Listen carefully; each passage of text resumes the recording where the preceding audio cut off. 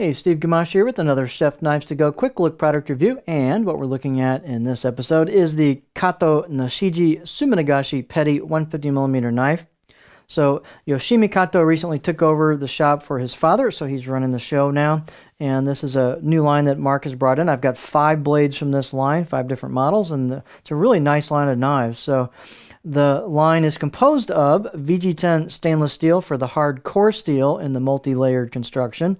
The heat treat's around 61, maybe 62 Rockwell in that core steel.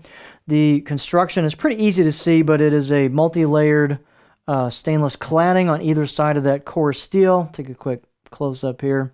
And when they hit the grind of the knife, you can see the cladding show through. The Suminagashi refers to the layered look, and you could also call that Damascus if you wanted to. The finish on the blade flat section is called Nashiji, or modeled, kind of a pear skin kind of modeled finish. Let's take a look at the weights and dimensions on the knife, which will vary a little bit from knife to knife. But this is an all stainless knife. The weight on this one's about 75 grams or 2.6 ounces, so nice and light and flickable. The edge length is about 145 millimeters or 5.7 inches, and the overall length's a little under 11 inches, as you can see, about 276 millimeters. Spine thickness, again, this will vary, but this one is about 2.4 millimeters coming out of the handle. About halfway down the blade, it's about 1.9. And as you can see, it doesn't really have a lot of taper. There's a little bit as you get towards the tip and hit the grind, but not a ton. Blade height on this is 30.6 millimeters, so it's not super tall.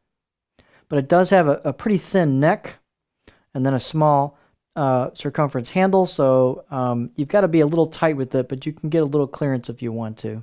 But definitely not a tall petty. The handle is really nice. It's an octagonal ambidextrous rosewood main part with the black packawood ferrule. Real nice fit and finish on it. They've slightly rounded those facets and relieved those a touch, so it's very comfortable. Really nice fit and finish on the handle. Circumference is about 64 millimeters, right where the ferrule and the wood meet, so it's thin and kind of small and appropriate for the width of the neck and the dimensions of the blade. Let's take a look at the left side of the blade, which would be as you're holding the knife cutting with it. And you've got that nice layered look, the Suminagashi showing through with the cladding. You can see the core steel, and then you can see the shiny edge bevel right at the end. Speaking of that, I'd say the out-of-the-box edge on this was a good 6 out of 10. It's pretty sharp. The knife has very well done hand-chiseled kanji. You can feel the crispness of the raised edges from where they chiseled. It's just really well done. You can see the Nashiji or pear skin finish. It's a real pretty knife. The profile on these, really consistent with all 5 blades I've had. You got a fairly flat heel section. So let's take a look at the balance point, and we'll look at it on the cutting board. It's a fairly stiff blade. So there's your balance point, which is really pretty good considering how light the knife is. It's not handle heavy, that's for sure. So here's your profile. Real smooth profile. And then all of these have had a fairly decent sized flat area at the heel. So this flows into a kind of a stop at the heel, and you got a flat section back there. Fairly low tip. I can rock about right there with it. Really pretty high considering the size of the knife.